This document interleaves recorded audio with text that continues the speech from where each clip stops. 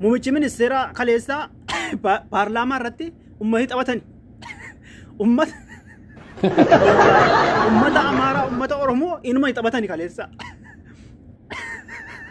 Illee laayibii isaanii daawwanne in agarrellee dhaan garuu viidiyoo boodarraa viidiyoo ciramee gadhiifame arge keessaa immoo viidiyoo muraasa fudhadheen dhufe amma beektu kaleessa inuma ummata taphatani. Ummata harkaa garaa gatani ummata Amaaraatiif ummata Oromoo kana karaa harkaa gatani. Oromoo harkaa garaa gatan ogen ata uummanni namoonni tokko waa'ee kanarraa qoree barreessaa arge namoonni tokko waa'ee kanarraa barreessaara. Gaariidha isa jaalatin jenne irrumaa barreessaan ijoollee Oromoo tokko gariin isaanii immoo viidiyoo isaanii fudhatanii laayikii tuqaarani hin hubanne immoo namni hedduun Oromoo hin hubata genna hundaame tokko hin hubanne kanaafuu waan kana adda walii baasuun gaariidha malee kaleessa inuma taphatani akka magaazii dhaqaa gala murani muummichi ministeera kaleessa Dr. Abiy Ahmad akka magaazii dhaqaa gala murani asii achi mura achi deebi murani kana garuu namni keenya ijoolleen keenya nu bata waa'ee nama waa'ee Amaaraa nu galchu waa'ee jaraara dubbachuu nu galchu jechuun uummata akka yoo keessaa dubbii gite fudhanne malee nu galchu waa'ee jara waa'ee keenya dubbanne bakki isaan Oromootti gowwoomsan kaleessa bakki isaan Oromootti gowwoomsuu bahanii kaleessa waa'ee aangoo wayisu dubbataniiru viidiyoo qabaatu tokko argeen ture waa'ee aangoo dubbataniiru sababni isaan waa'ee kana dubbataniifis viidiyoo wayii qabadheen dhufe mee hundumaafuu viidiyoo isaan itti uummata gowwoomsan dhaggeeffanname waan isaa booda isinii hima ሚኒስትሪ ግብርናን ጨምሮ በጣም ብዙ ግብርና ውስጥ ኦሮሞ ይበዛ ስለሚባል ግብርናን ጨምሮ በ22ቱ ሚኒስትሪ ኦሮሞ ሁለተኛ እንጂ አንድም ቦታ አንደኛ ቁጥር የለውም አንድም ቦታ ይህ የጣራ ፋክት ነው ሄዳችሁ ሲቪል ሰርቪስ ከሰዓት ማየት ትችላላችሁ በስልጣንም የለም በሰራተኛም የለም እንኳን ትርፍ ሊወስድ የሚገባውን አላገኘም የለም አይ በልማት ድርጅቶች ይሆናል ብለን ለማድረግ ፈትሸናል አንድ ኤግዛምፕል ላንሳ አየር መንገድ ኤክስኪዩቲቭ የሚባለው ማኔጅመንት ላይ ያለው አየር መንገድ የሚመራው 74% አማራ 5% ትግራይ 5% ኦሮሞ 16% ደግሞ የተለያዩ ብሔሮች ደቡብና ብሔሮች አሉት 5% ነው ኦሮሞ ኤክስኪዩቲቭ ላይ ያለው አይ እሱን ደግሞ ትተን ውጭ ሀገር አየር መንገድ በጣም ሰፊ ቦታ ስለሚሸፍን የውጭ ውክልና እንደ ኤምባሲ ነው ሰፋ ያለ ሪሶርስ ሰፋ ያለ ነገር ስለሚሰራ ወላሂ ጃይባ ኦሮሞኒ አከሳይ ማራን ኳንተ ዱብስሪ ዱበታን ሲላ ኦቶ ጂሮ ኦፈመ ዱብስሪ ካሩኩን ማሊፍ ቶፍታና አውልካን ሙሚቺ ሚኒስቴራ አማራ ወለቲ ቦን ጀራኒ ቤተኒ ሴራ ከበቺሱ ናንፋኖ ረተርካንፊ ዋንፍረተመ ነጥ ፈካታ ህዱን ጆሌ አማሪ ህዱን ታያለነ ጀራኒ ማሊፍ ገረፋኖ ጀራኒ አማሪ ሁንዱኑ ፋኖ ጀኒ ሚቲ አኩማ ኑቲ ወራነ ብልሱማ ኦሮሞ ከነ ጃለኑ ደገሩ ገርጋሩ ብርአበኑ ሰጋሌንተ ማለቃንተ ወሙንዳ ብርአበኑ ጀሪ አማሪ ጉቱማ ዲፋኖ ጃለተኒ ማሊፍ ፋኖም ብየ ጀራ ቀብ ዮ ኤራ ኤክሲፍቴ ፈከኛፊ አባን ፈደ ገለ ዳውን እንደው አከያን ጀራ Ega akkuma nuti amma Oromiyaa wala baabaasu ana ijoolleen keenya Oromoon obboleewwan keenya baddaatti galanii jiranu. Kanaafuu Amaarri sabni Amaaraa hundinuu faannoo jaallata. Ni jaallatani. Sababa tani muummichi ministeeraa kun seera kabachiisuu naani tani tarkaanfii waan irratti fudhatame natti fakkaata waan kana illee hin hubanne fudhatameera immoo akka yaadutti akka hin dhagayeettis. Sababa sanayyi uummanni Amaaraa akka jiru itti mufatee jira. طيب وانت سانغا كان دبتني امني امارات مفتاجر تاني جبا اورمو قبا نمتيكون اورمو دا نمتيكون موتمان كون اورمو دا جبا امارا قبو خنجر اوتي مفتاني جراني سمني امارا سمني اورمو سرا غوتون غوتمات مفتاجر ورا كيسا كانوا باتين دغروسان اما سيمو نمو وان كان راوم سان وان كان را اورمو وانت ني هدو دبتارو وان كان راوم تو اورمو بريسارو مومچي منستنا سري جداني hojiiran hoolchine jechisaanii kun sirrii Oromoon bakka tokko arganne harka dhibba keessa harki shan qofa Oromoon bakki ni jiru harka shan qofa yaani sarraatinyummaa ma arganna aangoo qabachuu miti maaliif fayyadamani kana waa lama fayyadamani tokkoffaa Oromoon isaan Oromoodha Oromoodha jedhanii mootummaa Oromooti Oromoo saba isaanii kana aangoo gurguddaa irra hin keenye bakka aangoo gurguddaa hin qabachiifne saba erjatani gadi dhahaa jirani mataa keessa dirooniin faa jechaan faa gadi dhahaa jirani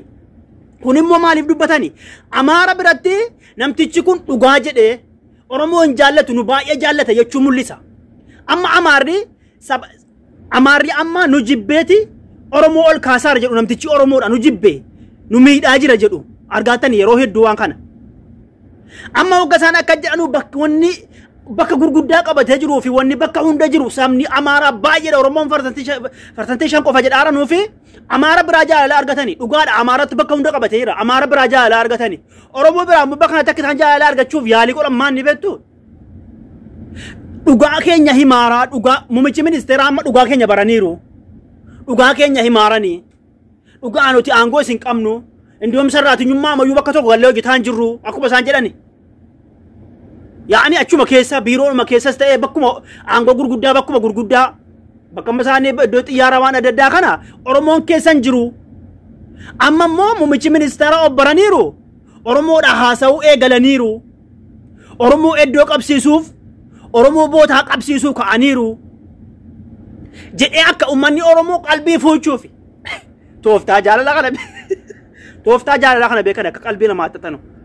Tarii walaloo jaalala barre haa turan natti fakkaata dur seenaa jaalala waa'ee jaalala xiinxalaa jaalala kana beekan natti fakkaata akkanaan jaalala uummata qabsiisuuf isiniif ifa ta'e miti Oromoon dhugaa eegaa Oromoota hedduu irraa barreessan waan kanarraa dhugaa Oromoo dubbatan jedhee hojiirra yoo oolchan baay'ee bamma dhugaa dubbatan yoo hojiirran oolchaniin alatti dhugaa dubbachuun bu'aa takka hin qabu. Dubbachuun isaanii bu'aa tokko hin qabu. Hojiirra oolchan dhugaadha. Dhugaa of baraniiru jenna. Akkuma Jawaar Mohammad namtichi Oromoodha jallaa keenya yoo qajeelfannaa yoo qajeelle immoo jedhe sanayyi Oromoon akka qajeelaa raasa Jawaar dhagee qajeelaa jedhee Oromoon irraa gab jedhuuf. Sabni Amaaraa immoo dhugaadha. Dhugaa Oromoon bakka hunda hin jiru. Bakka gurguddaa Oromoon hin qabanne. Oromoo nu jaallatan kan jedhuyyee sabni Amaaraa hammatti mufatanii qulqullaa'anii jaallatani. Tooftaa kana ol kaani muummichi ministeera kaleessala. Tooftaa kana hammata gowwoomsaa oolan. Sabni keenya waa'een Amaaraa hundi fedha gowwoomsanuu, fedha wal fixanuu, fedha mataatti wal baatanu. Nuti wanni nuti hubannu waan akkanaatiin hin gowwoomnu amma nama hedduutu irraa barreessaara. Bar ijoollee warra TikTok qofaa miti. Facebook irratti nama hedduutu irraa barreesse namni maqaa dha'uunni se malee namni bakka waa'ee Oromoo kan dhimma dubbisu waan kana irraa barreessanii jirani. Muummichi ministeera dhugaa dubbatan jedhanii. Waan kanaan gowwoomuun nurraan eegamu. Tooftaan amma siyaasaan Oromoon olitti ka'e tooftaa jabaa fi anrabbumaa wajjin tooftaa itti amanneedha. Waliigalteen paartii Kafaawotii fi waliigalteen Marroo jechuudha. Marrooniif Jawaar waliigalteen jarri ol ka'aniin kuni tooftaa jabaadhaaf itti amanneedha. Oromoo bilisa baasanii kan itti amanneedha kun. Innachi amma Jawaarii kun lola dhaabuu labsa yeroo hunda miti. Waan kana illaannee nu hubanne isin beekaa waan kana irraa isinii buusee yeroo hunda lola dhaabuu labsaa jira. Garuu lolli hadhiifamuu jedhaa jira isin immoo nu hubanne garuu jarri keenya immoo achi kaleessa eessaaf eessa qabatanii oolani. Kaleessa immoo waraana mootummaa eessaaf eessa keessa ari'anii oolani lola. Naabata achitti shiddaaran asii immoo karaa nagaatiin qabsaa'amaa tooftaa kanaatiin deemamaa tarii warri Jawaarii qeeqan tokko jirtu natti fakkaata. Tooftaa kana hubachuun keessan gaariidha.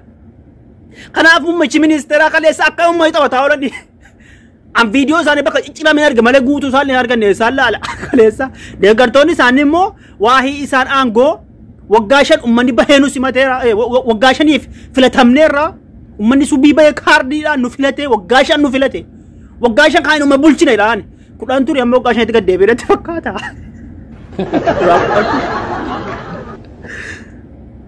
Wanti isaan akka jedhaniif sodaa qaban amma aangoodhaaf sodaa qaban amma bakka. Maaliif immoo kana jedhan Jawaartu karaa sirriidhaan ol ka'e. Saba amma Tigireeniif Oromoo amma guutummaa jecha kana jaallatani. Amaarumti amma jecha Jawaar kana hin fudhatani. Waa'ee Oromoo dubbataan jiru Jawaar. Waa'ee Oromoo dhiiseera. Waa lolaa qofa waa'ee Tigiree waa'ee Amaaraa waa makasii dubbataara malee waa'ee Oromoo dhiiseera. Zarinyaa akkan jedhamneef siyaasa kun isinii galuu dhiisuu danda'a. Sababa sana mee jarri ijoollee Amaarii tokko jarri waan tokko irraa dubbachaa jirani mee viidiyoo shakkaniiti muummichi ministeeraa kun garaa nyaannaan waggaa 5tti kan amma nyaan qabee isin bulcha jechuu isaaniiti. Deeggartoonni isaanii waan karaa dubbataarani. Kanaafuu wanti isaan sodaatan amma kun jarri miyyee tokko waan dubbatan waan kana sodaatani muummichi ministeeraa waan kanarraa Amaaraa argaatanii waan kanarraa dubbatanii naan sodaatani.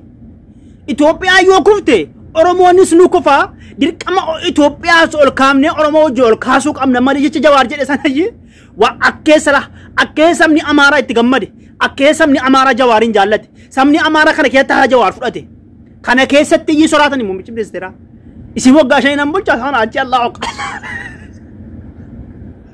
سنا أشياء الله ولا بيجوا هاي بقى شكيت كلا نيرو أورمو أقول كاسن جنة كني إثيوبيا يوكي أورموني وجدت كلا ندين كوجدتي بالكما إثيوبياس سبب لمي هندا سامر جسا إنه جراتشوك أمنا أورموني كرجع سوى جنجراتشوك أبا خنجر أورجان غير فلاتة كه سامني قوتون جالته جوانين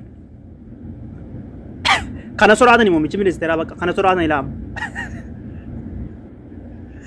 خنا هم تسودا غودا سانتة فيديو كون ليت إيرا دايكا كودا مو دايكا هو يتي هندا سازني متأزو خنا سرعة تاني مو ميشي من استرا واي أنغو كاشني دو بتشو ساني إستيكا سرعة تاني بتيم مو دوغالك واي أورمو كوا دو بتانجرو مرون أجي تشيدا جرا جوار لولا لا أبتو لاب ساجرا إيه سياسة كنا أوركا أمي كنا أفتو كم كين جبل سوال جالني برجع كينيا كلمتها إيروفي وبرو كينيا بوسنا جروان أم نونغارغارا سجلين برا أبتا أبينيا غارغارا إني ميلان أقولن ده أكا أشي أول خليه سبك كمي أغاني أولني أشي غامبيلا ده أشي أسي أشي ولت كابل أجرا نيدود أسي لبسي يرو أسي لبسي نجينيا لبس جوار محمد أكنا تو مني جالت para ma oromok ba miti ummat jawar ummat ka zaun ne bute lolum tikaun qabu amardi mi damu qabu tigre mi damu qabdu gumuz mi damu qabu samni tokko mi damu qabu jedar